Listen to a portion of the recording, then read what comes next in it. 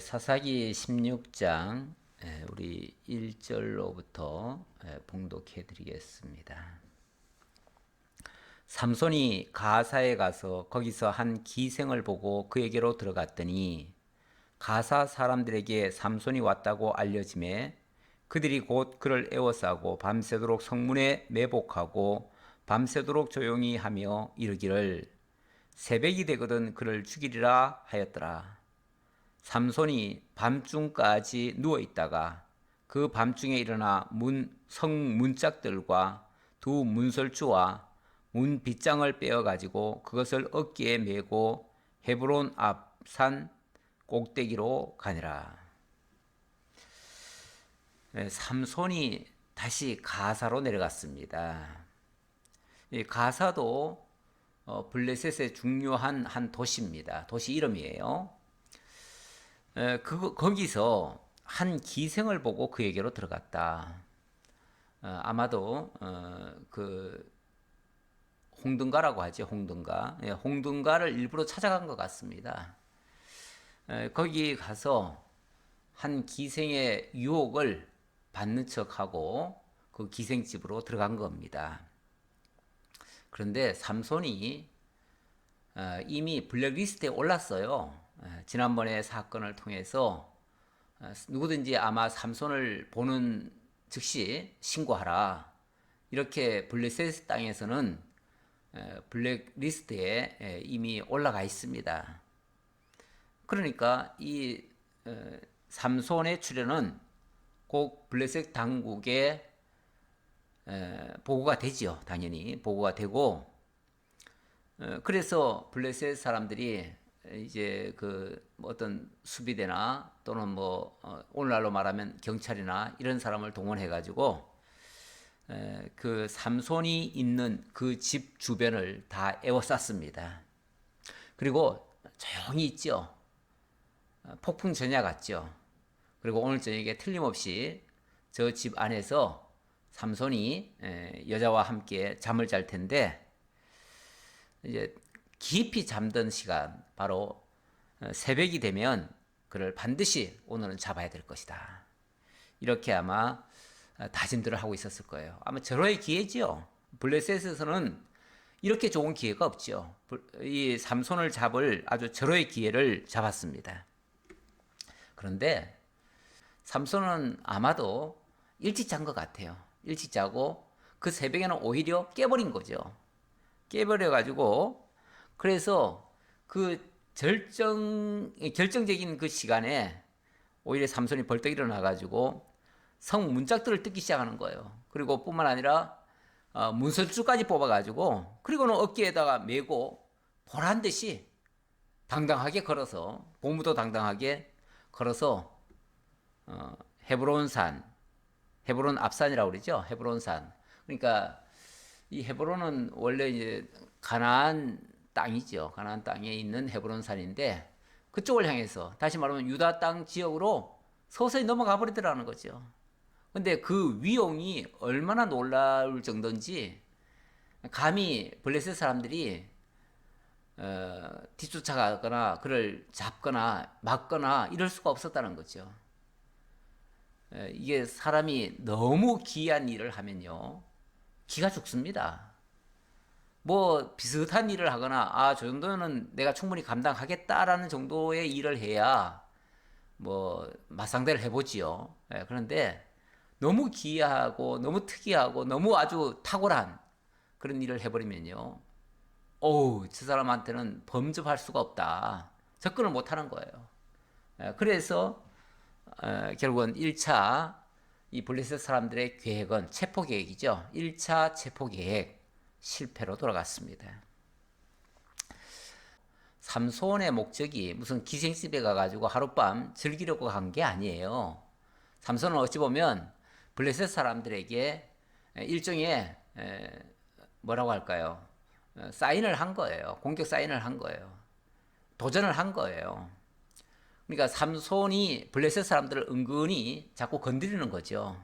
만약에 삼손도 지난번 사건 때문에 만약에 도망쳐가지고 어디 굴 속에 들어가 있거나 아예 바깥에 나오지 않고 아무런 활동 안 하면 어쩌면 블레셋 사람들이 그냥 내버려 둘 수도 있어요. 괜히 잠자는 사자의 코트를 건드려 가지고 좋을 거 하나도 없다, 내버려 두자, 이럴 수도 있어요. 근데 자꾸 옆에 와 가지고 뭔가 깔짝깔짝 건드리는 거죠. 마치 복싱으로 말하면은 작은 잽을 살살 날리듯이, 잽을 날리면은 잽을 맞는 사람이 처음에는 이렇게 잠깐 피해 있지만은 가만히 있겠어요? 나중에는 맞서 싸우려고 하지요. 예. 그렇게 자꾸 상대방을 긁는 그런 행위를 삼손이 지금 하고 있습니다.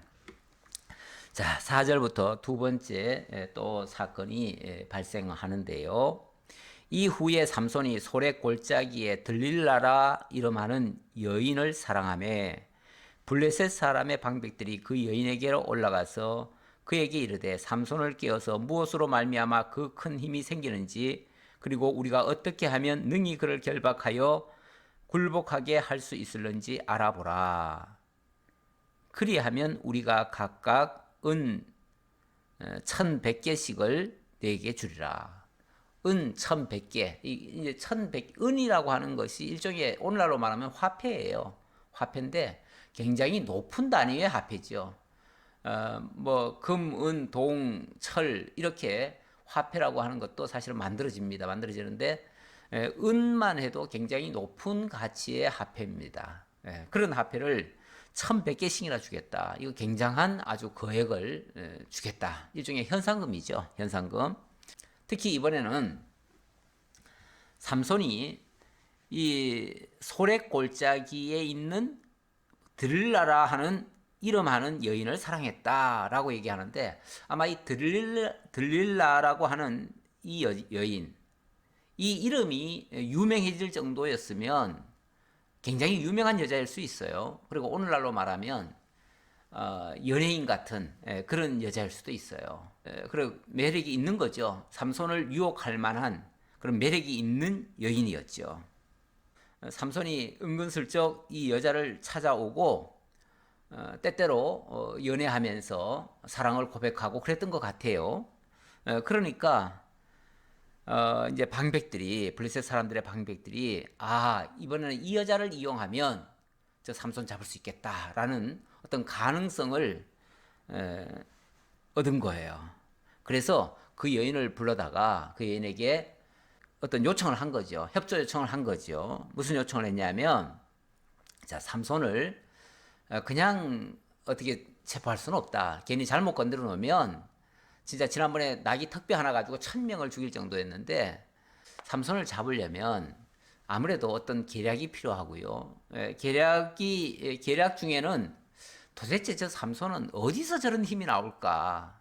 그 힘의 원천을 알아내는 것이 굉장히 급선무다라고 생각을 했던 것 같아요. 그러니까 순조롭게 또 큰 피를 흘리지 않으면서, 그러면서 상대방을 제압하려면 이 상대방의 약점을 알아내는 것이 굉장히 중요합니다. 근데 의외로 사람은요, 누구에게나 할 것 없이 다 약점이라는 게 있습니다. 찾아보면 다 있어요. 그래서 이 세상에서 사람 가운데 완벽한 존재는 사실 없습니다. 우리 주 예수 그리스도 빼고는요, 인간으로서 완벽한 존재는 없습니다. 다 약점이 있죠. 사람을 흥하게 할 수도 있고 망하게 할 수도 있는데요. 이 교육적으로 말하자면, 만약에 사람을 흥하게 하겠다고 결심을 했다면 그 사람의 약점을 찾는 것이 아니라 그 사람의 장점을 찾아가지고 그 장점을 살려주고 그 장점을 활용하도록 계속 이끌어주면, 또 독려하고, 만약에 자기 약점 때문에 자꾸 그 장점을 펼치지 못하면 그 약점을 가려주고 장점을 부각하도록 그렇게 도와주면 틀림없이 그 사람 성공할 겁니다. 그런데 아무리 다재다능한 능력을 가지고 있고 힘도 있고 뭐 다 있어도, 만약에 몇 가지 있는 그 약점, 그 꼬투리 잡아가지고 그 약점 물고 늘어지면요, 천하 없는 사람도 그 약점 때문에 또 무너질 수도 있어요. 우리 가끔 보잖아요. 굉장히 정말 세상적으로 똑똑하고 훌륭하고 학식도 있고 정말 잘하던 그런 사람이 어느 날 한순간에 무너져 버립니다. 무너지는 이유 중에 보면 그에게 치명적인 어떤 약점이 하나 있었던 거예요. 근데 그게 드러나 버렸어요. 드러나고 사람들에게 손가락질 당하고 그걸로 비난받고 그걸로 견디지 못할 정도로 물고 늘어지면 그럼 꼼짝없이 그 사람도 별 수 없는 거예요. 그 사람도 그냥 평범한 사람. 아니, 오히려 지금까지 그 사람에 대한 기대가 많았기 때문에 실망이 더 커요. 그래가지고 한순간 역적이 돼버리는 거예요.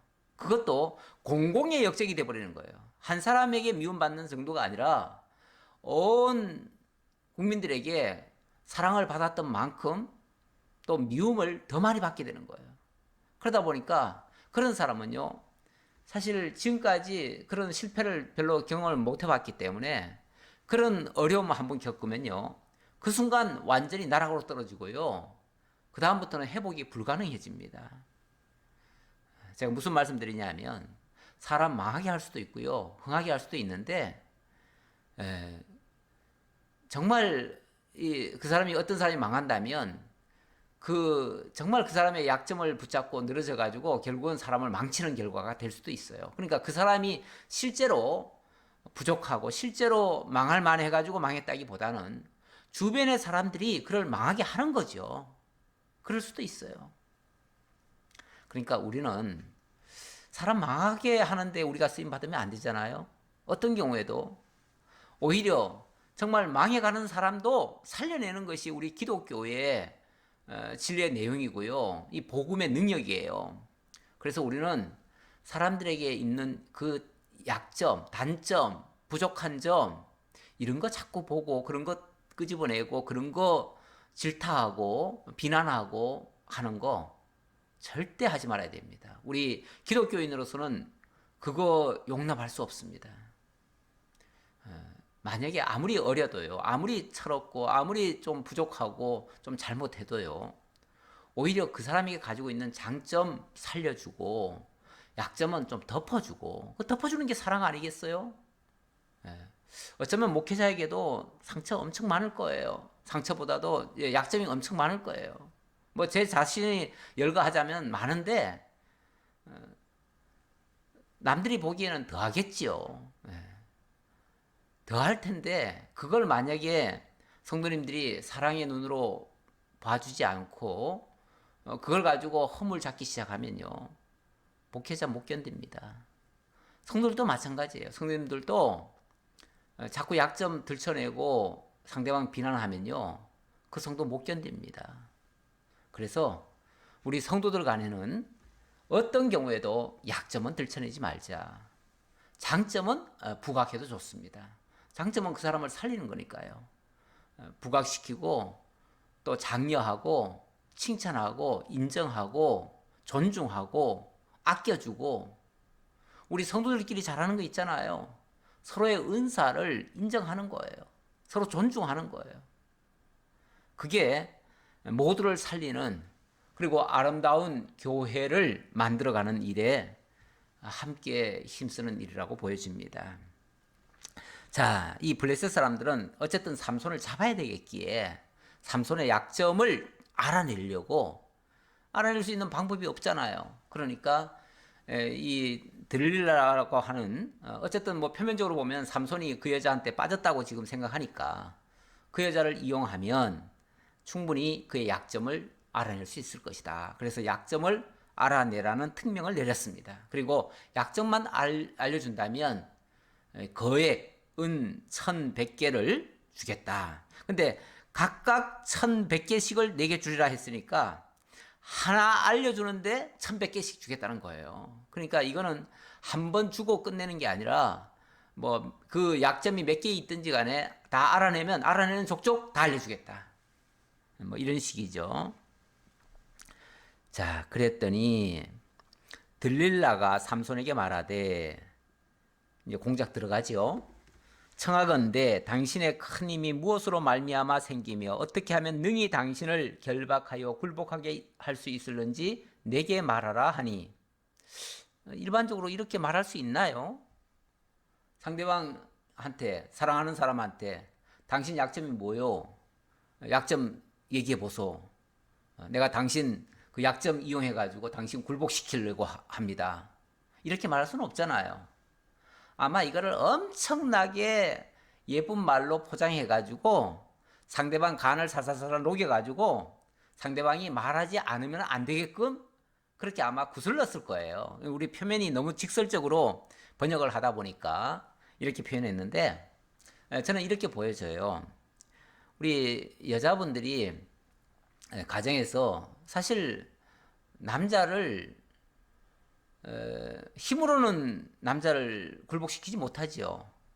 그러나 사랑의 힘으로 또는 가정을 돌보아야 되고 가정을 보살펴야 되는데 사실 남자가 힘 내세우고 여자 말 안 듣고 정말 지멋대로 하려고 하고 세상에서 하던 그 행포를 만약에 남 집에 와서 만약 부린다고 한다면 그러면 여자가 어떻게 정말 가정 생활을 꾸려갈 수 있겠어요? 어떻게 자녀를 돌보며 어떻게 자녀를 제대로 교육시키며 주권적으로 할 수 있겠어요?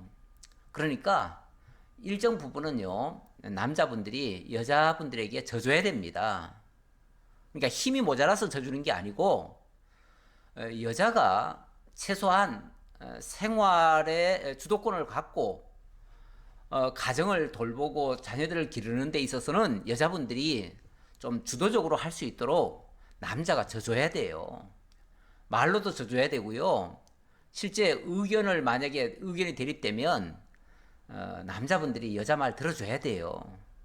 그런 면에서 진짜 그 남자들이 그 아내를 사랑한다면 그 여자 말 들어야죠.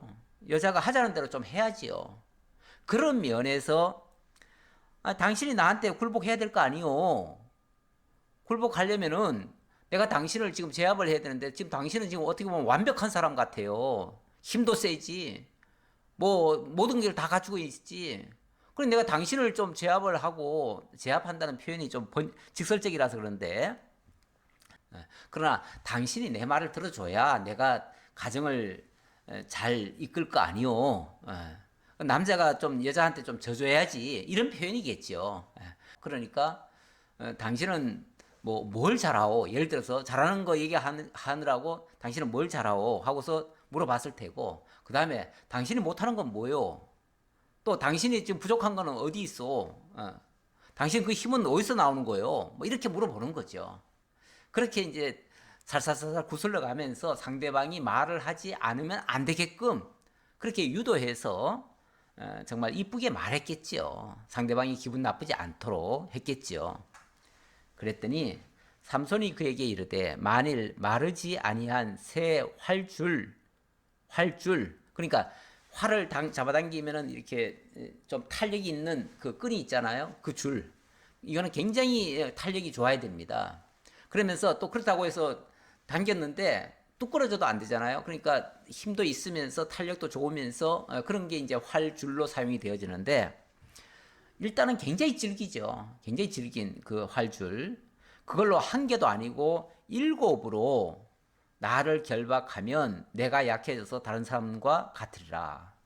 그 활줄 7가닥이면 뭐 한 줄도 사실은 끊기가 힘듭니다. 힘으로는 끊을 수가 없어요. 칼로는 끊겠지만 힘으로는 끊을 수 없는데 그걸 만약에 7줄을 만약에 가지고 사람을 묶는다면 이건 뭐 정말 보통 사람은 절대로 힘을 쓸 수가 없죠. 그 말은 어떤 면에서 상대방에게 자기를 과시하기 위해서 그렇게 표현할 수도 있어요. 뭐 가끔 그런 얘기 하잖아요. 뭐 나를 죽이려면은 뭐 하기 전에는 안 돼. 뭐 그러면서 그게 마치 내 약점인 것처럼 얘기할 때가 있잖아요. 그런 식으로 얘기를 한 거죠. 어찌 보면. 쉽게 말하면 활줄 7가닥으로 날 묶지 않고는 나 제압할 방법 없을 거야. 이렇게 얘기한 거죠. 그랬더니 이 여자가 그 소식을 이제 블레셋 사람들한테 알린 거예요. 알려가지고 이 삼손이 아무래도 활줄 7가닥으로 묶어버리면 그때는 꼼짝 못할 것 같다. 그러니 혹시 활줄 있으면 가져와라. 그래가지고 가져오라고 한 거예요. 그래서 8절 블레셋 사람의 방백들이 마르지 아니한 새 활줄 7을 여인에게로 가져오매 그가 그것으로 삼손을 결박하고 이미 사람을 방 안에 매복시켰으므로 삼손에게 말하되 삼손이여 블레셋 사람들이 당신에게 들이닥쳤느니라 하니 삼손이 그 줄들을 끊기를 불탄 삼시를 끄는 같이 하였고 그의 힘의 근원은 알아내지 못하니라. 참 이 여자 천연덕스럽게 자기가 묶어놓고 그러니까 잠을 일단 재웠지요. 잠을 재워놓고 그 다음에 그 블레셋 사람들이 가져다 준 그 활줄 7가닥으로 한번 묶어봤어요. 자기가 살살살 묶었어요. 예, 조심스럽게 묶었겠죠. 묶어놓고는 마치 갑자기 블레셋 사람들이 쳐들어온 것처럼 막 설레발을 치면서 막 큰 소리로 외친 거예요. 아, 삼손님 큰일 났습니다. 지금 저 밖에서 블레셋 사람들이 쳐들어와가지고 지금 당신을 묶고 지금 당신 잡아가려고 합니다. 자기가 묶어놓고 마치 블레셋 사람들이 묶어서 당신 잡아가려고 하는 것처럼 그렇게 말한 거죠. 그래야 자기가 책임을 안 질 테니까 그렇게 얘기했지요. 그랬는데 어떻게 됐죠? 그 줄들을 끊기를 삼손이 그 줄들을 끊기를 불탄 삼시를 끄는 같이 하였고 그의 힘의 근원은 알아내지 못하니라. 그 힘의 근원을 알아내려고 지금 이런 수작을 했는데 그거는 못 알아내고 그리고 뭐 삼손이 갑자기 일어나가지고 한번 힘을 팍 쓰니까 그냥 그 줄이 그 질긴 줄이 그냥 순식간에 불탄 삼실처럼 지난번에 제가 그 삼나무의 껍질 벗겨가지고 그걸로 줄 만든다 그렇게 말씀드렸었는데 그게 굉장히 질기지만 불에 타버리면은 다 부서져 버리죠. 그냥 부서져 버리죠. 그렇게 돼버렸다. 그러니 그 힘의 근원은 알아내지 못했고요. 결국은 두 번째 체포 계획이 실패가 됐습니다. 들릴라 입장에서는 정말 화가 날 일이죠.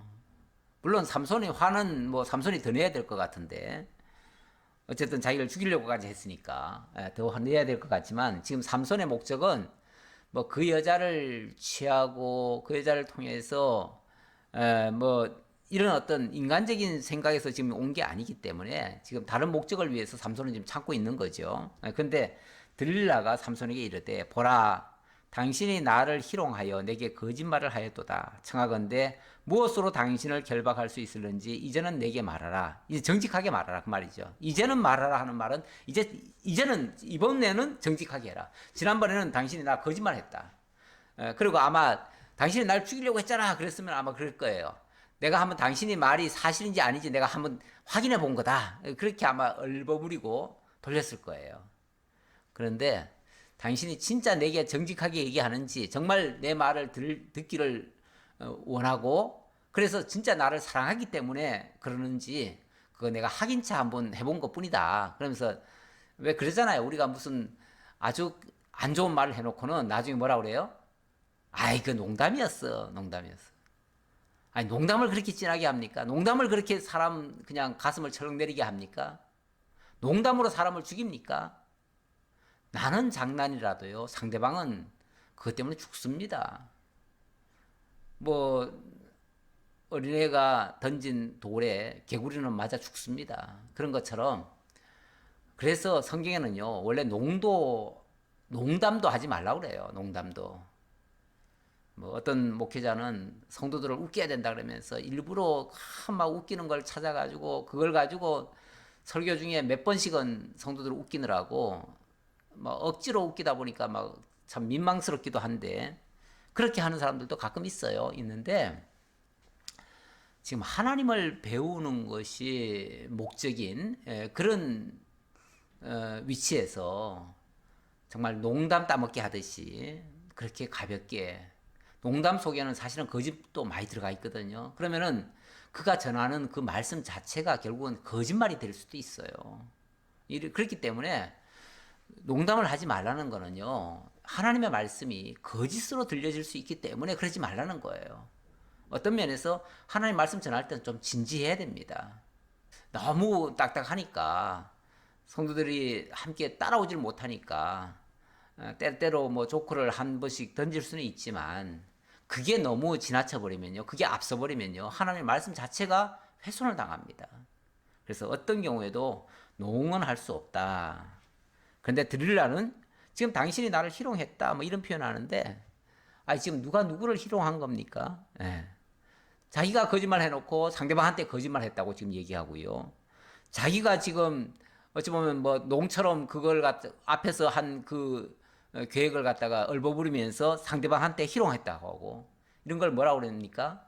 적반하장이라고 그랬죠. 적반하장. 악한 사람들이 정말 안 믿는 분들이 가끔씩 우리 기독교인들을 비난하고 막 거짓말한다, 뭐 한다, 뭐 자관 이렇게 안 좋게 평을 할 때가 있어요. 물론 기독교인들 중에 그런 사람이 있습니다. 없을 수는 없어요. 기독교인들도 뭐 온갖 못된 짓 다 하고 부끄러운 일이 많아요. 그래서 비난받을 만도 해요. 하지만 그렇다고 해가지고 안 믿는 사람들보다 훨씬 더 악한가? 저 안 믿는 사람들한테 비난받아서 마땅한 그런 존재들인가? 꼭 그런 것만은 아니거든요. 오히려 안 믿는 사람들보다는 하나님 전혀 알지 못하는 사람들보다는 그래도 좀 덜한 부분도 있고 그들에게 그렇게 비난받고 완전히 매도될 그 정도는 아닐 수도 있어요. 범죄자들을 지금 두둔하는 말이 아닙니다. 일반적으로 기독교인들을 싸잡아가지고 욕하는 자들에게 하는 말입니다. 당신들은 이게 나쁘다고 말하는데 당신들은 그러면 이런 일이 없었느냐? 라고 사실은 항변하고 싶은 그럴 때도 있어요. 인간은 기본적으로 다 악한 본성 같은 게 있습니다. 사실 하나님의 터치가 없으면요. 누군가의 제약이 없으면요. 법이라고 하는 게 최소한 없으면요. 인간 본성대로 내버려 두면요. 인간은 다 악을 다 저지르고 살 존재들이에요. 그런데 어쨌든 안 믿는 사람들은 세상에 법이 무서워가지고 그 짓을 좀 덜 할 테고요. 우리는 또 하나님의 법이 있잖아요. 하나님이 살아계시다고 지금 믿잖아요. 어쨌든 물론 하나님을 믿지 않는 교인들도 가끔은 있지만 그런 사람들 빼고 정말 하나님의 존재를 인정하는 자라면요. 그래도 최소한의 양심은 지키고 삽니다. 그렇기 때문에 그런 사람들을 거짓말쟁이로 몰아버리거나 비난을 일삼거나 하는 것은 옳지 않다는 거죠. 제가 말하고 싶은 거는 뭐 기독교인 잘했다 못했다 이게 아니고 함부로 그렇게 농하지 말 것 뿐만 아니라 함부로 상대방을 그렇게 거짓말쟁이로 매도하거나 또 잘못했다고 정죄하거나 이러지 말자라는 뜻에서 한 말이에요. 자, 그 다음 그러면서 지금 드릴라가 지금 적반하장격으로 당신이 내게 희롱했다. 당신이 내게 거짓말했다. 이렇게 지금 말하니까 거기에 대해서 제가 한 말이에요. 그러면서 노골적인 자기 그 욕심이라고 할까요? 자기 본색을 드러내면서 이렇게 말하지요. 청하건대 무엇으로 당신을 결박할 수 있을는지 이제는 내게 말하라. 이제부터 정직하게 얘기해. 아니 자기도 정직하지 못하면서 남에게는 정직을 요구해요. 그러면 정직하게 얘기해야 되니까 기독교인이니까 그럼 정직하게 얘기해야 됩니까? 기독교인은 뭐든지 다 상대방 무조건 다 맞춰줘야 됩니까? 진리가 아니면요. 우리도 진리가 아닌데 상대방 좋으라고 다 얘기해 줄 수는 없어요. 진실이 아닌 걸 다 얘기해 줄 수는 없어요. 하나님의 말씀이라면은 정말 진리니까 그거는 우리가 뭐 그 타협이라는 게 없지요. 그러나 세상 살아가는 데 대해서는요. 상대방이 진실을 얘기해 한다고 해가지고 나 불리한 것까지 내가 이 얘기하면은 우리 가정이 망하고 우리 공동체가 망하고 우리 교회가 지금 망하는 일까지 얘기할 수는 없잖아요. 그런 걸 거짓말 영역에다가 넣고 얘기하면 안 돼요. 예를 들어서 공산당이 지금 옛날에 그 6.25 때 막 싸우다 보니까 일제시대 들어가 봅시다. 일제시대 때 막 싸우는데 뭐 목사 어디 있느냐? 내놔라. 정직하게 얘기해라. 그런다고 그러면 목사 있는데 알려줘야 되고 장로 있는데 알려주고 그래가지고 그 사람 잡아가지고 죽이도록 내버려 두는 게 정직한 건가요? 우리 법에도 자기를 위해서는 또는 자기 가족을 위해서는요, 예, 거짓말 하라는 게 아니라 사실대로 얘기 안 해도 그건 죄가 안 돼요. 사실대로 얘기 안 해도 괜찮아요. 그건 죄가 아닙니다. 그건 정당방위예요. 정당방위. 우리 법에도 그렇게 돼 있습니다. 우리 하나님의 법에도 아니 교회를 지금 해치고 이 공동체를 파괴하려고 하는데 거기에 정직하게 말한다고 모든 걸 다 고자질하고 그건 정직한 게 아니에요. 그거는 악한 일에 쓰임 받는 거예요. 그렇게 하는 거 아니에요. 정말 지혜자라면은 그럴 때에 어떻게 처신해야 되는가 상당한 지혜가 필요하지요. 물론 알려서 유익하다면 알려야겠죠. 그러나 알려서 유익하지 않는 거라면 안 알리는 것도 유익한 겁니다. 그게 옳은 겁니다. 그게 지혜인 겁니다. 그래서 사실 들라가 이렇게 요구한다고 해가지고 삼손이 다 얘기해야 될 의무는 없습니다. 그걸 다 얘기한다고 사랑하는 게 아니에요. 또 얘기 안 한다고 해가지고 사랑 안 하는 것도 아니고요. 그러니까 그 진실을 얘기하고 안 하고는 아무 상관없는 얘기예요. 자, 뭐 이번에도 어찌 보면 뭐 삼손이 거짓말 하는 거죠. 이걸 거짓말이라고 한다면 삼손 거짓말 하는 거 맞아요. 근데 이게 나쁜 거짓말인가?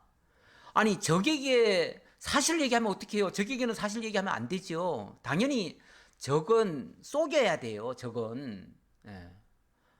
적을 속이기 위해서라도 지금 적이에요. 지금 들릴라가 사랑하는 아내가 아니고 적이에요. 적이기 때문에 들릴라는 어떤 면에서 속여야 돼요. 그래서 정직하게 말할 수가 없어요. 그래서 11절 삼손이 그에게 이르되 만일 쓰지 아니한 새 밧줄들로 나를 결박하면 내가 약하여져서 다른 사람과 같으리라 하니라. 이번에도 엄밀하게 말하면 이거 거짓말이죠. 예. 자, 그랬더니 들릴라가 이번에는 정말로 정직하게 얘기해야 돼. 만약에 이번에 정직하게 얘기 안 하면 나 당신 안 믿을 거야. 이런 식으로 막 협박을 하고 막 공갈을 쳐가지고 알아냈으니까 아마 들릴라는 이번에는 정직했겠지라고 아마 믿은 거예요. 그렇게 믿는 것도 바보입니다. 왜냐하면요, 적과의 관계 속에서 상대방이 진심을 토로했다고 해가지고 믿어주는 거, 그것도 적과의 관계에서는 그거를 그렇게 액면 그대로 믿어서는 안 되는 거예요. 그것도 지혜롭지 못한 거예요. 어쨌든 근데 사람이라는 게요, 자기 욕심이 있으면 믿어서는 안 되는 상황 속에서도 믿을 수가 있습니다. 그래서 막 속이려고 작정하는 사람들이 예를 들어서 막 일단 속이잖아요. 한번 속였는데 그 다음에 와가지고 이번에는 아니야. 지난번 거는 내가 살짝 거짓말 한 거 맞는데 이번에는 절대 아니야. 지난번에 속였으니까 이번에는 내가 다시는 안 속일게. 그리고 와가지고 또 얘기를 합니다. 그러면은 또 순진한 사람들은 그래, 지난번 속였고 이번에는 자기가 잘못했다고 고백까지 했으니 이번에는 정직할 거야. 그 믿으면 또 걸립니다. 이번엔 더 크게 걸립니다. 사람들이요, 상대방의 그 선한 마음, 이거를 역이용하려는 사람들이 진정한 사기꾼들입니다. 진정한 사기꾼들은요, 상대방의 선한 마음까지도 활용을 해요. 역이용을 해요. 그래가지고 자기가 마치 사과하는 척, 지난번엔 잘못했다고 비는 척, 뭐 별짓 다 해가면서 상대방으로 하여금 이번에는 믿게 하지. 이번에는 믿게 해요. 근데 그거 믿었다가는 이번에는요, 지난번에는 회복할 수 있는 정도의 속임을 당하는데 이번에는요, 두 번 다시 돌이킬 수 없을 정도의 속임까지 당합니다. 그러니까 이미 사기치려고 덤벼든 사람들한테 믿어주는 거, 그만큼 어리석은 것도 없습니다. 그래서 한 번 속는 것은 사람 누구든지 다 속을 수 있어요. 근데 두 번, 세 번, 네 번 거듭해서 속는 거는요, 그 속는 사람도 문제가 있는 거예요. 그래서 사람한테 자꾸 속는 사람, 나는 남은 절대 사기 안 쳤어. 나는 가끔 내가 당하기는 몇 번 당했어. 그래서 내가 사기는 좀 당했지만 남은 절대 안 속여. 정직한 것 같고 착한 것 같지만 남들은 그래요. 바보 같다고. 그렇게 우리가 바보 같은 짓을 하면 안 되지요. 근데 우리가 정말 제대로 모르면요, 사람을 제대로 모르든지 하나님의 섭리사를 잘 이해하지 못하면 자꾸만 쏟게 되지요. 자, 그다음 자, 12절입니다. 드릴라가 새 밧줄들을 가져다가 그것들로 그를 결박하고 그에게 이르되 삼손이여 블레셋 사람이 당신에게 들이닥쳤느니라 하니 삼손이 팔 위에 줄 끊기를 실을 끊음 같이 하였고 그때도 사람이 방 안에 매복하였더라. 이 뭐 상대방이 지금 아주 작정을 하고 죽이려고 덤벼드는데 거기에 정직하게 말할 이유가 없는 거죠. 삼손이 몰라서 지금 모르겠어요. 삼손이 다 알지요. 예. 그리고 삼손 역시도 이 들릴라를 진짜 사랑해서 온 게 아니라 이걸 꼬투리 잡아서 결국은 그 블레셋으로부터 이스라엘 민족을 구원하기 위해서 지금 어찌 보면 접근한 거기 때문에 피차 서로 이용하는 거예요. 서로 이용하는 거예요. 일종의 그 스파이 전쟁 때 보면은 스파이들끼리 그 싸우는 부분 있잖아요. 그래서 스파이들끼리 적과의 동침을 하잖아요. 때때로 하는데 그렇게 함께 서로 위하는 척 하면서 결국 상대방의 그 모든 것을 알아내고 그 약점을 알아내 가지고 결국은 상대방을 망치게 하려고 하는 의도를 가지고 접근하는 거죠. 뭐 삼손이나 들리라나 어찌 보면 같아요. 그런 측면에서는 같아요. 그러나 하나는 하나님의 명을 따라 지금 이스라엘 민족을 구원하기 위한 목적이고요. 하나는 어찌 보면 돈 벌 목적에서 돈 벌 목적에서 지금 눈앞에 아마 1,100개의 은화가 왔다 갔다 하고 있을 거예요. 그러니까 그걸 얻기 위해서라면 수단 방법 가리지 않는 정말 자기를 사랑하겠다고 찾아온 그 남자조차도 팔아먹을 만한 그런 여자의 모습이죠. 이런 여자에게 무슨 동정을 보내며 누구 편을 들겠어요. 자, 13절입니다. 들릴라가 삼손에게 이르되 당신이 이때까지 나를 희롱하여 내게 거짓말을 하였도다. 내가 무엇으로 당신을 결박할 수 있을는지 내게 말하라 하니 삼손이 그에게 이르되 그대가 만일 나의 머리털 7가닥을 배틀의 날실에 섞어 짜면 되리라 하는지라. 뭐 들릴라의 일종의 앙탈 같은 모습이죠. 삼손한테 그럽니다. 당신이 지금까지 한 말은 전부 다 거짓말이었다. 다 날 희롱한 거다. 날 속인 거다. 너무 모욕적이다. 그러면서 도대체 당신의 그 진심은 어디 있느냐? 당신이 정말 나를 사랑한다는 최소한의 증표가 어디 있느냐?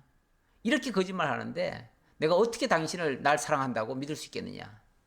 아니 뭐 자기는 언제 사랑했나요? 자기도 지금 이용하려고 하면서 그러면서 남자에게 그렇게 말을 했습니다.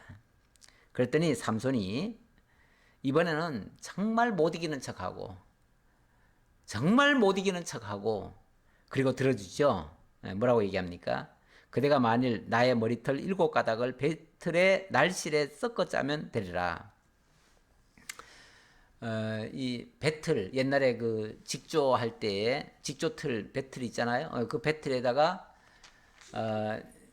뭐 들실 날실 그러는데 정확한 제가 그 명칭들은 잘 모르겠습니다. 그러나 이제 날실 그러면 이쪽에서 이렇게 넣어가지고 이쪽에서 이렇게 넣고 이렇게 해가지고 이제 한번 눌리고 이렇게 하죠. 그렇게 하는데 쉽게 말하면은 삼손의 머리카락을 7가닥을 이렇게 추려가지고 그 배틀 옆에다가 가져와 가지고는 거기다가 이렇게 이제 끼워 놓고 그냥 옷을 짜버리는 거죠. 그냥 눌려버리는 거죠. 아마 배틀 옆에 그러려면 배틀 옆에서 재워야겠죠. 재우고 삼손은 뭐 머리털을 한 번도 깎은 적이 없기 때문에 머리털이 뭐 일반 여자들보다도 더 길 거예요 아마. 그렇게 치렁치렁하게 있었을 텐데 잠을 자려고 하면 머리털을 일단 풀 거 아니에요? 풀어놓고 그리고 이제 잠을 재웠는데 만약에 내 머리털 7가닥을 이 직조에 넣고 짠다면 그러면 나는 꼼짝 못할 거다. 언뜻 그럴 듯도 하잖아요. 예를 들어서 그 머리털이 그 직조에 끼었으니까 만약 뭐 머리털 확 뽑고 뭐 머리털 7가닥 사실은 빠지면 별것도 아닌데 어쨌든 이 사람이 사람을 믿는다고 하는 거는요. 진짜 그 사람의 그 진정성을 믿을 수도 있지만 또는 욕심으로 믿을 수도 있어요. 근데 이 뭐 욕심으로 믿으면요. 객관적인 사실이 보이는 게 아니고요. 자기 주관적인 어떤 그런 추측이나 이런 자기 어떤 선입견 이런 것들이 마치 진리인 것이냐 이렇게 변질이 돼 가지고 보여요. 그래서 우리 욕심의 논으로 보면요, 망할 길을 가잖아요. 남들이 보면 다 망할 것 같아요. 저리 가면은 틀림없이 함정에 빠지고 구렁텅이에 헤어나오지 못할 것 같은데 어떤 사람은 가잖아요. 왜 갑니까? 욕심의 눈으로 바라보니까 그 길이 평탄한 길 같고요. 그 길이 흥하는 길 같아요. 그러니까 위험을 무릅쓰고도 그냥 가는 거예요. 자기는 할 수 있다고 생각하는 거예요. 남들은 다 안 된다고 하는데 아유 당신들은 몰라서 그렇지 나는 할 수 있어. 그러고 가는 거죠. 그래서 들릴라가 바디로 그 머리털을 단단히 짜고 그에게 이르되 삼손이여 블레셋 사람들이 당신에게 들이닥쳤느니라 하니 삼손이 잠을 깨어 배틀의 바디와 날씨를 다 빼내니라. 아니 뭐 삼손이 벌떡 일어나니까요. 아예 옆에 있던 그 배틀 자체가 그냥 덜렁 들려버리는 거예요. 들려버리니까 삼손이 그냥 그걸 그냥 마치 올 풀듯이 줄을 제껴버리고 끼었던 머리털을 다 뽑아버리는 거죠. 그렇게 해서 그것도 결국은 아닌 거죠. 아니었던 거죠. 이 정도 되니까 들릴라의 그 앙탈은 더 커집니다. 들릴라가 삼손에게 이르되 당신의 마음이 내게 있지 아니하면서 당신이 어찌 나를 사랑한다 하느냐. 당신이 이로써 3번이나 나를 희롱하고 당신의 큰 힘이 무엇으로 말미암아 생기는지를 내게 말하지 아니하였도다 하며. 그렇죠. 이건 뭐 정말 정상적인 남녀 관계라면 이렇게 거짓말하면 안 되죠. 이렇게 속이면 안 되죠. 이건 틀림없이 희롱한 것과 같은 거죠. 희롱한 것 같아요. 물론 지금은 적과의 만남이기 때문에 속이는 게 어떻게 보면 정상인데 정상적인 남녀 관계라면 이렇게 속이면 안 되는 거죠. 그건 희롱하는 거예요. 희롱하는 거니까 충분히 이렇게 요구할 수 있습니다. 자, 그러면서 날마다 그 말로 그를 재촉하여 조름에 삼손의 마음이 번뇌하여 죽을 지경이라. 죽을 지경이라. 이제 너무 막 괴롭도록 졸라댔다 그 얘기죠. 괴롭도록 졸라댔다.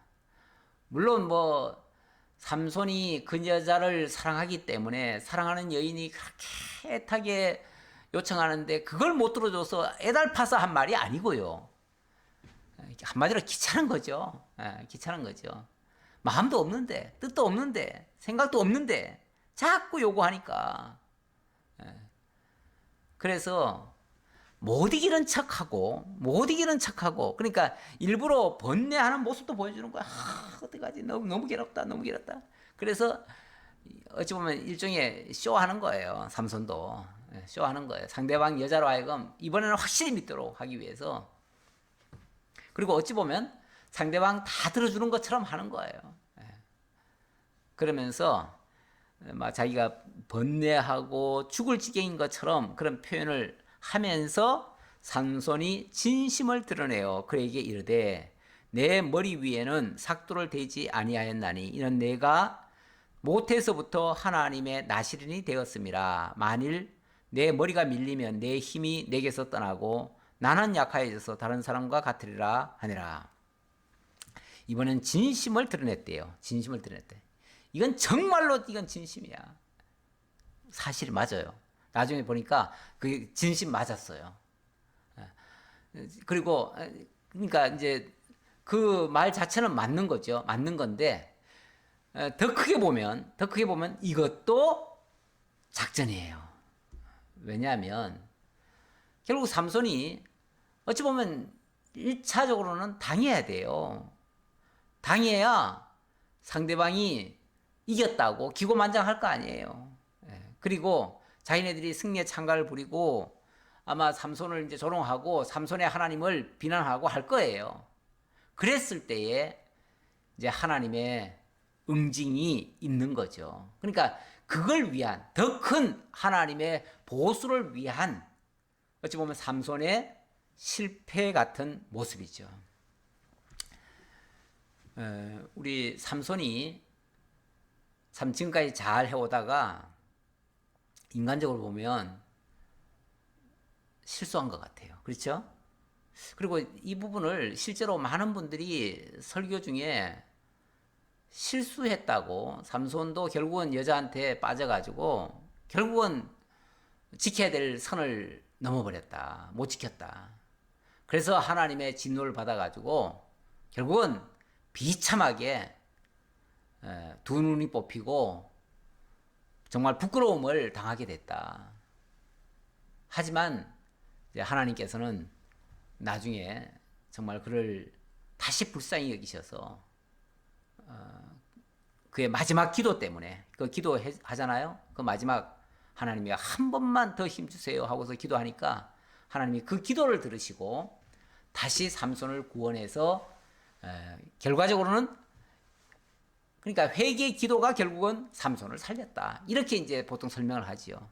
그러다 보면 잘못된 것도 인간의 잘못, 또 잘된 것도 인간의 성과, 인간의 공로, 뭐 이렇게 얘기할 수 있겠죠. 그러니까 삼손이 잘못해서 벌 받고, 또 삼손이 회개하고 기도하고 잘해가지고 하나님께부터 다시 보상받고, 주도권이 하나님께 있는 게 아니라 삼손에게 있는 거잖아요.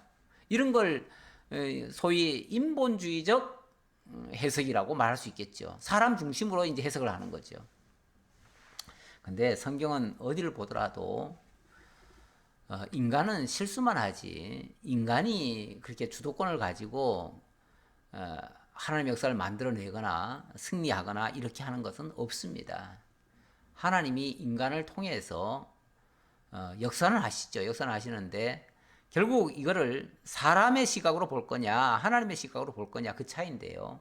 저는 당연히 하나님의 시각으로 봅니다. 하나님의 시각으로 보고, 그러다 보니까 이 삼손의 이 마지막 이 진심을 토로한 것도 작전상 필요한 거였다. 그럼 왜 처음부터 그렇게 진심을 토로하지 않았느냐? 처음부터 그렇게 해버리면은 삼손의 그 역할, 그 하나님의 그 섭리, 그런 과정들이 다 생략돼 버리잖아요. 우리는 결과 지향이 아닙니다. 결과가 중요하죠. 당연히 중요하지만 결과만 위해서 존재하는 것이 아니에요. 과정이 매우 중요합니다. 그 과정을 통해서 하나님의 지혜와 능력과 역사와 하나님의 사랑과 이런 것들이 다 드러납니다. 하나님의 공의도 드러나고요. 그래서 또 인간의 연약함도 드러나고요. 인간이 잘나고 훌륭하고 대단한 것처럼 자꾸 비치면은 하나님의 영광이 가리잖아요. 그래서 어떤 면에서 하나님은 정말 위대하신 분이시고 인간은 이렇게 연약하다는 것을 드러내야 돼요. 그래서 표면적으로 보면 삼손이 실수하는 거 맞아요. 진심을 토로한 것도 맞고요. 그것 때문에 지금 곤란을 겪는 것도 맞아요. 그런데 그런 일이 있어야 된다니까요. 그런 일이 있어야 진짜 하나님의 역사가 나타난다니까요. 그러니까 인간의 실수 같은 모습들 이 세상에 많이 일어나잖아요. 많이 일어나지만 그 사람 자체를 비난하기보다는 그 사람을 통해서 하나님이 하실 일이 또 있어서 그런 거예요. 그러니까 우리는 설령 실수하더라도 그 실수한 사람을 상대로 해서 비난할 게 아니고요.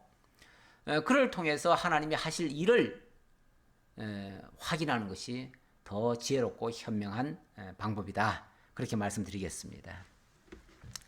드릴라가 삼손이 진심을 다 알려줌으로 사람을 보내어 블레셋 사람들의 방백들을 불러 이르되 삼손이 내게 진심을 알려주었으니 이제 한 번만 올라오라 하니 블레셋 방백들이 손에 은을 가지고 그 여인에게로 올라오니라. 이미 앞서서 들릴라가 3번에 걸친 그런 어떤 펑크를 낸 거 아닙니까? 삼손 말 듣고 얘기했는데 그게 다 부도가 났잖아요. 부도가 나니까 우리 뭐 여우 얘기인가요? 그 목동이 뭐 여우 왔다고, 아니 뭐 사자 왔다고 거짓말을 3번 했는데 그 다음에는 진짜 왔는데도 뭐 사람들이 도우러 안 왔다, 뭐 이런 말이 있잖아요. 그런 것처럼 아마 3번 얘기하면, 3번 거짓말 했으면 더 이상 안 믿어줄 것 같은데 이번에는 진심이다. 이번엔 진심을 정말 토했다. 아마 그 진심을 토했다는 거를 삼손이 알게 하려고 얼마나 그 여자한테 아마 뭐 증표를 내세웠든지, 만약에 이번에 내가 거짓말이면은 우리 흔히들 하는 말 있잖아요. 내 성을 간다, 뭐 내 손에 장을 지진다, 뭐 이런 소리까지 했을지도 몰라요. 예. 그만큼 했기 때문에 이번엔 정말 진심이다. 이번엔 진짜 삼손이 정직하게 말한 거다라고 생각을 한 거죠.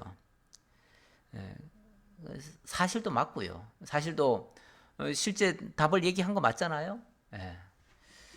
19절 들릴라가 삼손에게 자기 무릎을 베고 자게 하고 사람을 불러 그의 머리털 7가닥을 밀고 괴롭게 하여 본즉 그의 힘이 없어졌더라. 이번에는 이제 당신이 나한테 이 진심을 토로했으니 정말 이제 당신이 날 사랑하는 줄 이제 알겠소 하면서 자기 무릎에다가 무릎을 베개서 함께 하고 재웠대요. 그러니까 당신이 진정으로 나를 사랑하니까 나도 진정으로 당신 사랑하겠소. 진심을 토로했으니까 나도 이제 당신을 진심으로 믿고 가겠소. 당신이 가는 길이라면 어딘지 나도 따라가겠소. 아마 서로 그렇게 사랑의 맹세를 했을 거예요. 하니까 삼손이 이제 모든 그동안에 서로 괴로웠을 거 아니에요. 서로 속이고 막 이렇게 했으니까 그런 걸 다 내려놓고 이제는 진심을 다 토로하니까, 사람이 왜 진심 다 토로하고 나면 그다음부터는 이제 자포자기 하듯이 그렇게 하는 경향도 있잖아요. 실제로 한번 시험 삼아 자기가 머리털 7가닥을 한번 밀어봤나 봐요. 밀어봤더니 그리고는 힘을 이렇게 흔들고 한번 힘을 써보도록 시험까지 해봤어요. 시험까지 해보니까 진짜 힘을 못 쓰는 거예요. 그러니까 이번에는 틀림없다. 그러니 이제 블레셋 군인들 다 들어와라. 그래가지고 이제 잡아가라 하고서 들라가 이제 소리 지른 거예요. 삼손이여 블레셋 사람이 당신에게 들이닥쳤느니라 하니 삼손이 잠을 깨며 이르되 내가 전과 같이 나가서 몸을 떨치려 하였으나 여호와께서 이미 자기를 떠나신 줄을 깨닫지 못하였더라.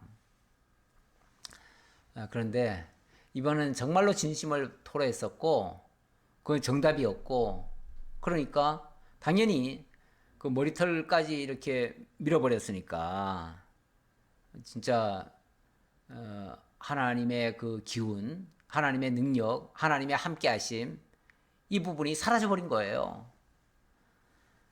뭐 머리털에 하나님이 계시다는 얘기는 아닌데 그게 하나의 증표였죠. 증표. 그러니까 하나님이 함께 계시다라고 하는 하나의 증표로서 머리털을 길러서 나는 하나님께 바쳐진 자다, 나시린으로 그렇게 증명이 됐었는데 머리털이 잘려져 버렸어요. 잘려져 버리니까 더 이상 나시린이 아니죠. 나시린이 아니면 하나님께 바쳐진 자가 아니죠. 하나님께 바쳐진 자가 아니면 하나님이 떠나신 상태가 돼버리죠. 이제 이걸 통해서 우리가 이제 조금 이해할 수 있는 거는, 우리 인간은 정말 하나님이 함께하지 않으면 그냥 아무것도 아니다.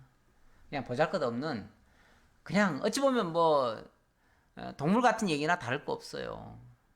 어제도 어떤 분을 만났는데 믿는 사람 중에서 한 분이 난 다른 건 다 그냥 이해하더라도 도대체 원숭이가 사람이 됐다는 이거는 난 인정할 수가 없다.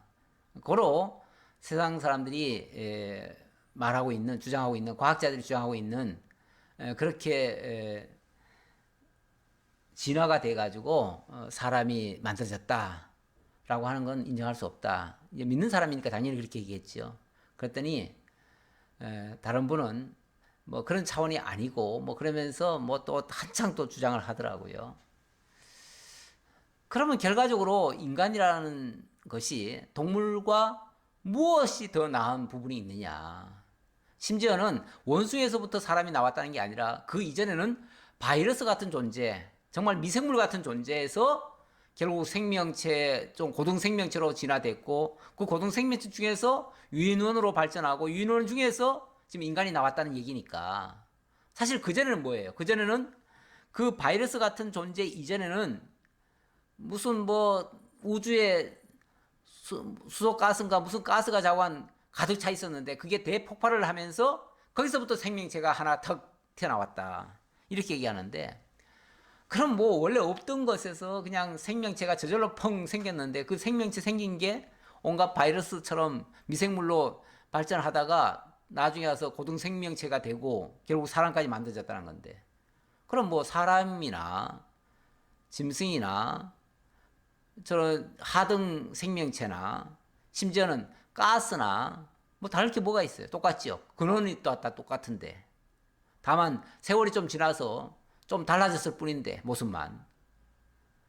그렇게 되면은 인간 스스로를 인간 이하로 취급하는 거죠. 인간이 이 길을 포기한 거죠. 인간이 이 길을 포기한 거죠. 결국은 그 진화론자들은요, 스스로 나는 인간이다를 포기한 거예요. 왜? 나는 원숭이에서부터 왔으니까. 그리고 원숭이는 미생물에서부터 왔으니까. 그리고 그 미생물은 원래 가스에서부터 출발했으니까. 나는 가스다. 나는 아무것도 아니다. 나는 미생물이다. 이런 얘기나 똑같아요. 스스로 그렇게 스스로를 격화시키는 거 굉장히 비합리적이죠. 그걸 무슨 과학이라고 자꾸 얘기를 합니까? 과학이라고 하는 거는 모든 게 합리적이고 모든 게 정말 이해 가능하고 설명 가능하고 증명 가능한 거라야 그게 과학인데, 그걸 뭘로 증명을 합니까? 오히려 성경은 하나님이 각 생명체를 각각 지었다 그러는데, 각각 지었다는 거는 지금 현재 다 각각 있으니까 그게 증명 아니에요? 아니, 있는 그대로를 설명하는 게 과학이고 진리고 사실이지, 없는 거 황당무계한 얘기를 가지고 자꾸 과학이라고 그러고, 기독교는 마치 무슨 뭐 전설 같은 얘기로, 신화 같은 얘기로 자꾸 이해를 하니까 그거야말로 참을 거짓이라 말하고 거짓을 참이라고 얘기하는, 그야말로 거짓말이죠. 거짓의 압이 사단에게 쏘가가지고 거짓말을 하는 거에 동참하는 거죠. 그런 어리석음은 우리에게서는 나와서는 안 되겠습니다. 자, 하나님이 떠나니까 아무것도 안 되더라. 그렇죠. 인간은 하나님으로부터 지음을 받았고 하나님의 생기가 있음으로써 살며 기동하며 있고요. 하나님이 떠나시면은 사실은 뭐 흙덩어리나 똑같아요. 사실은 뭐 그런 하나님 떠난 존재는 뭐 저 하등 동물과 다를 바도 없긴 없어요. 그래서 사람이 살았으나 어찌 보면 하나님 알지 못하는 존재, 하나님으로 말미암아 거듭나지 않은 존재는 뭐 죽은 존재나 별반 다를 수가 없어요. 자, 21절. 블레셋 사람들이 그를 붙잡아 그의 눈을 빼고 끌고 가사에 내려가 놋줄로 매고 그에게 옥에서 맷돌을 돌리게 하였더라. 결국 참 비참하게 삼손이 붙잡혔습니다. 뭐 하나님이 떠나고 나니까 힘이 하나도 없는 거예요. 전에 같이 힘이 나올 줄 알았는데 전혀 안 나와요. 그래서 결국 붙잡혔으니까 바로 죽이지는 않아요. 아무리 악한 짓을 저질렀다고 해가지고요, 곧바로 죽여버리면은 그가 저지른 악에 비해서 고통이 너무 짧잖아요.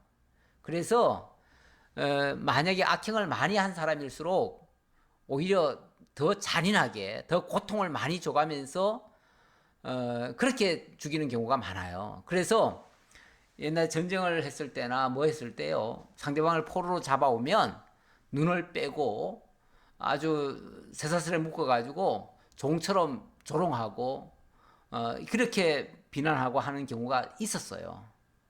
우리 대표적인 그 성경에 보면 시드기야 왕 같은 경우 있잖아요. 시드기야 왕이 평소에 블레셋의 말을 좀 잘 안 들었어요. 그랬더니 블레셋의 느부갓네살 왕이 시드기야 왕을 잡아가면서 이놈은 곱게 잡아가서는 안 된다. 그래서 고통을 더 많이 주려고 두 눈을 뽑아버리죠. 그리고 쇠사슬에 묶어가지고 정말 그것도 바로 눈을 뽑는 게 아니고요, 자기 처자식들을 눈앞에서 다 죽여버립니다. 다 죽이는 것을 두 눈으로 똑똑히 목도하게 만들어요. 그러니까 고통을 아주 최대로 안겨다 주죠. 그래놓고 너 이제 더 이상 힘쓰지 말아라 하고서 두 눈을 뽑아버리죠.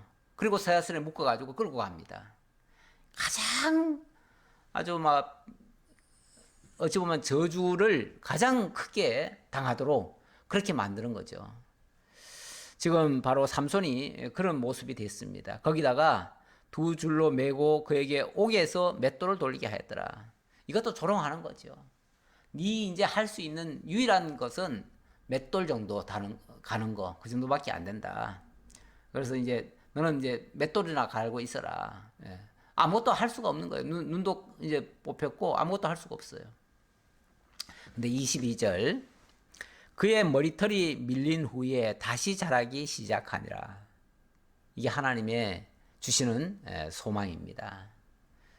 하나님은 우리 인간이 설령 실수했다고 해도 설령 망했다고 해도 그 망함으로 끝나게 하시는 것이 아니고요. 하나님은 당신의 택한 백성이라면 당신이 선이 쓰고자 하신다면 반드시 그에게 소망을 또 주십니다. 그리고 회복이라고 하는 역사도 있게 하십니다. 그의 털이 밀린 후에 다시 자라기 시작하니라. 이 머리털이라고 하는 것은 물론 뭐 그것이 하나의 하나님이 함께 하신다는 징표였으니까 그 머리털이 당연히 나시린으로서는 길러야죠. 하지만 잘리더라도 설령 잘렸더라도 머리털이라고 하는 것은 어떻게 되죠? 또 자라잖아요. 자란다고 하는 것은 하나님이 새 힘을 주실 수 있는 기회가 되는 거예요. 근데 상대방들은 거기까지는 생각을 못했던 것 같아요. 하나님은 그에게 새 힘을 주기 위해서 다시 머리털을 자라게 하는데 그 머리털이 조금 자라는 거를 그냥 그들은 이미 자기네들은 승리했다고 승리감에 도취돼 가지고 그냥 환호만 할 줄 알았지 그 상대방에게 하나님이 새로운 힘을 주시려고 다시 자라게 하는 것까지는 생각을 못했던 것 같아요. 그래서 그 다음에 정말 놀라운 역사가 벌어집니다.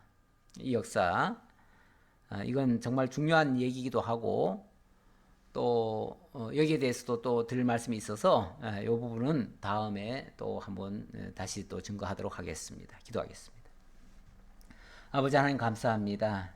오늘도 하나님 살아계시고 정말 보잘것없는 한 인간의 모습이지만 하나님이 함께 하시면 삼손과 같은 이 놀라운 역사 일으킬 수도 있고 또 하나님이 함께 하지 않으면은 정말 형편없이 두 눈이 뽑히고 사람들에게 조롱을 받는 비천한 신분으로 전락할 수도 있다는 사실을 오늘 말씀을 통해서 들었습니다.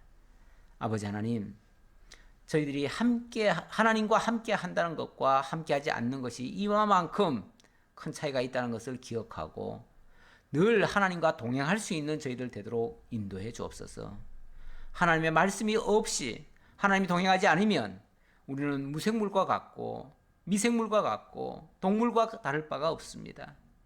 정말 하나님이 함께 하심으로 그런 존재들과는 달리 하나님이 특별히 지어주신 하나님의 형상대로 지음받은 첫사람 아담처럼 우리도 정말 하나님의 사람으로 탈바꿈 되어지고 영원토록 하나님 찬양하며 하나님과 더불어 살아가는 진정한 하나님의 자녀들 다 될 수 있도록 인도해 주옵소서. 모든 것 감사드렸고 예수님의 이름으로 기도하옵나이다. 아멘.